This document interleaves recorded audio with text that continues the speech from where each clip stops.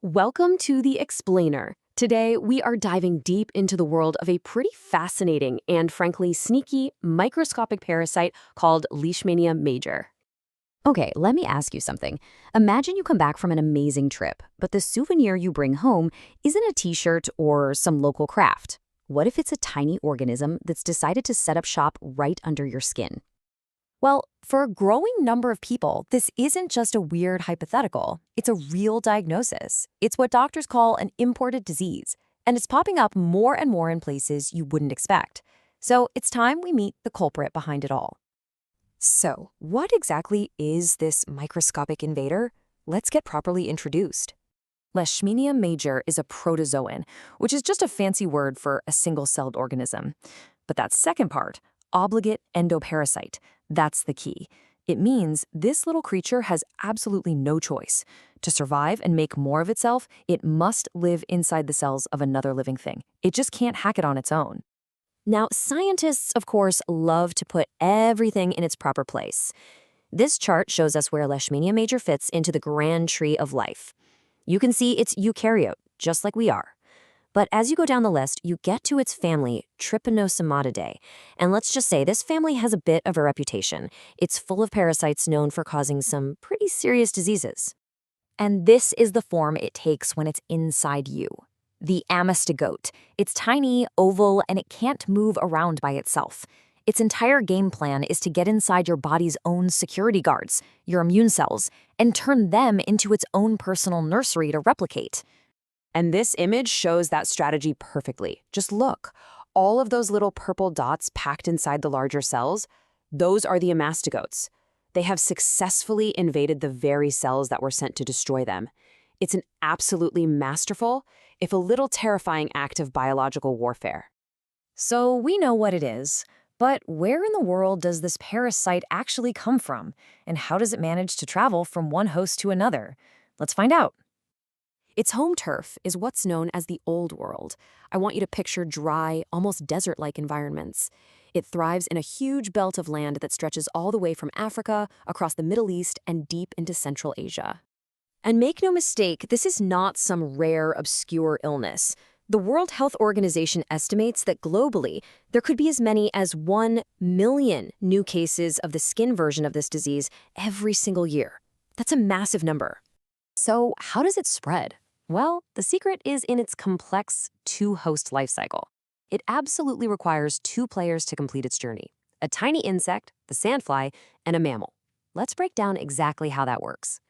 Think of it like a 4-step dance. First, an infected sandfly bites you and injects the parasite. Second, your immune cells, specifically these things called macrophages, rush to the scene and gobble up the invaders, which is exactly what the parasite wants.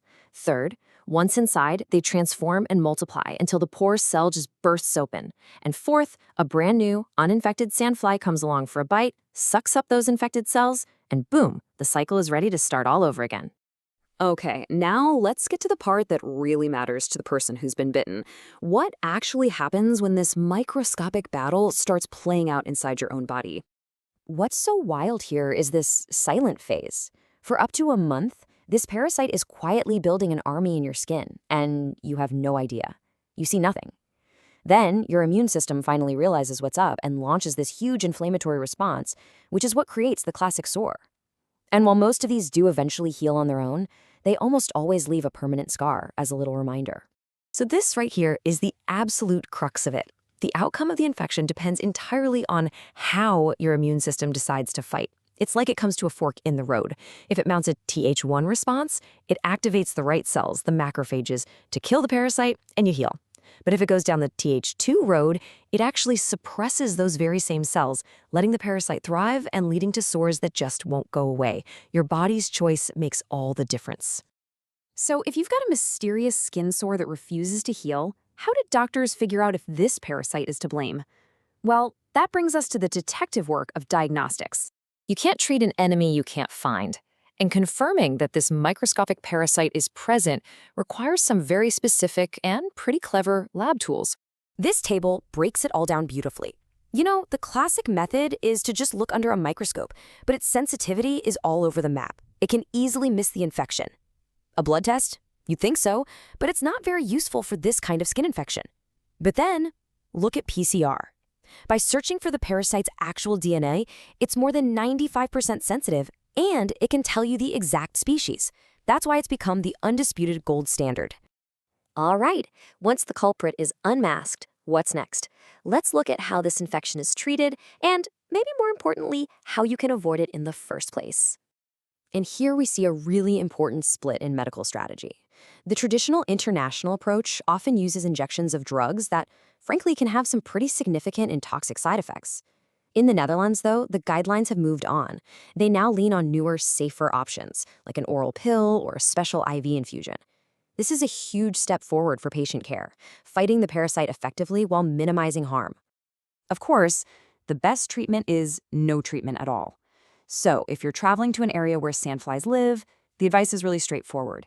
Use a good repellent with DEET, cover up with long sleeves, sleep under a treated bed net, and just be extra cautious at dusk and dawn. That's when the sandflies are out looking for a meal. By the way, all the information we've gone through in this explainer was compiled using a Gemini deep search. If you want to go down the rabbit hole and check out the primary research yourself, you can find a complete list of all our sources in the linked Notebook LM document. You know, it really makes you think. As global travel makes our world feel smaller and smaller, it leaves us with a pretty big question. What other microscopic travelers are out there? And what's the next one we need to be ready for? So, what do you think about all this? Let us know in the comments below. We really do read them all. And if you found this explainer interesting, please don't forget to subscribe for more deep dives just like this one. Thanks for watching.